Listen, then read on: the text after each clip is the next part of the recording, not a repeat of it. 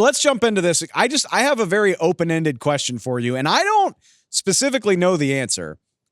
It's very rare when you get a matchup between teams with double-digit wins who neither one is in possession of first place in their division. Obviously, the NFC North is psychotic this year. You've got 3 11-plus win teams all jockeying for playoff position.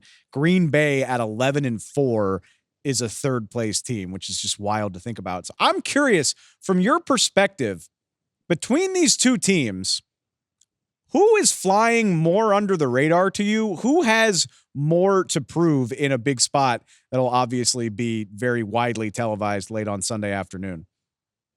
Yeah, I'd have to go with the Packers, Dave. I mean, they're third place in the NFC North.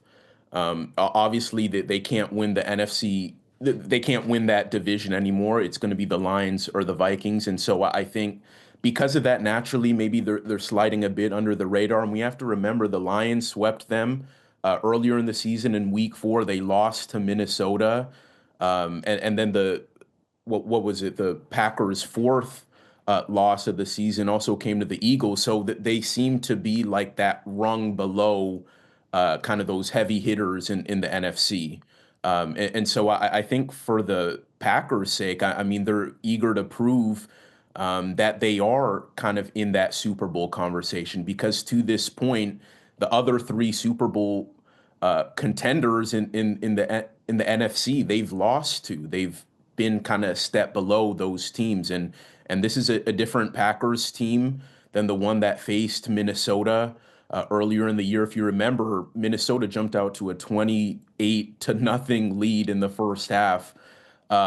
Before the Packers were able to kind of claw back, make it a game, it was kind of a close finish in the end. But I know from the Packers' perspective, they're probably more motivated than anyone.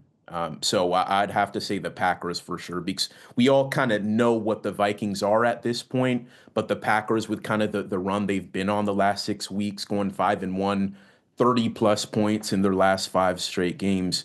I think for them on this stage, this maybe means a little bit more to them. It is kind of wild, and you touched on it, but the Packers' 4 losses are all to teams that most people would call Super Bowl contenders. You lose the season opener to Philly down in Brazil. You get swept by Detroit, and then that Minnesota loss you just referenced. I went back and looked. If you tally up all the games they've played against teams that are mathematically alive, so throw in the Colts, who they beat without Jordan Love way back in the early part of the season. They obviously just took care of Seattle very handily a couple weeks ago.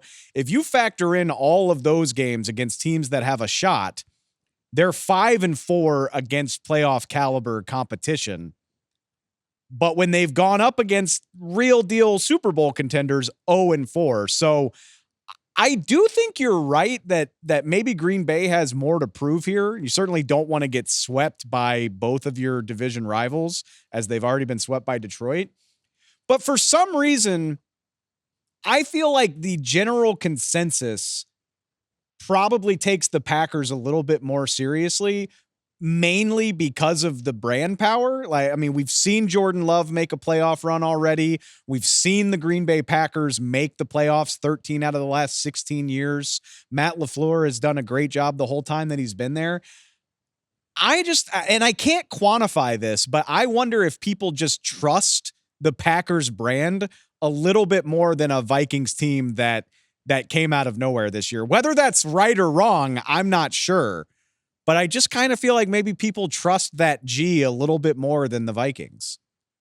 Yeah, Dave, that's a really good point. And now that you bring that up too, I mean, we have to think about Sam Darnold too. Even though it's kind of been a career resurgence for him, I think we've seen at times where he kind of has a rash of turnovers. The sack rate, I mean, a lot of the kind of passing efficiency numbers have been good for him, but the sack rate isn't kind of where you want it. And then I mentioned the turnovers too. And then, as much of as this team has kind of been on the rise with Kevin O'Connell, they haven't done anything really. I mean, I think they have one playoff appearance. And that one year they got in, what was it? was it 22? I don't remember 2022. off the Yeah. top of Yeah. my. 2022. Yep, yep, and they got bounced in the wild card. So they haven't really done anything, right? And as you said, the Packers were just in the playoffs uh, last year with Jordan Love, so he's kind of already been in these kinds of games. We know the run, the Packers and Jordan Love went on to finish last year, and they were a game away from the NFC Championship game. So you do bring up a good point. I think just though, like in the context of this season, the Vikings have just been so dominant that it almost seems that you trust them a little bit more, uh, just given kind of this matchup. But that's a very fair point. I mean, this is a Packers franchise that has a lot of history, and this is a young team still, but they are experienced, as we've talked about, because of their run last year. So it's going to be a fun one for sure. For the record, I'm with you.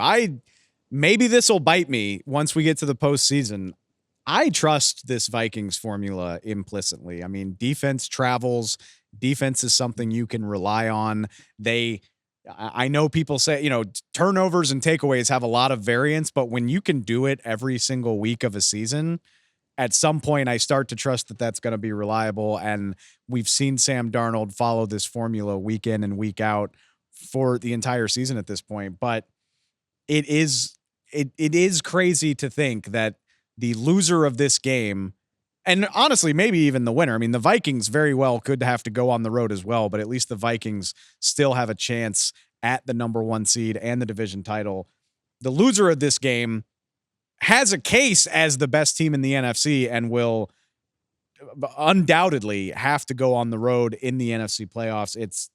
It's so wild, the win total in this division.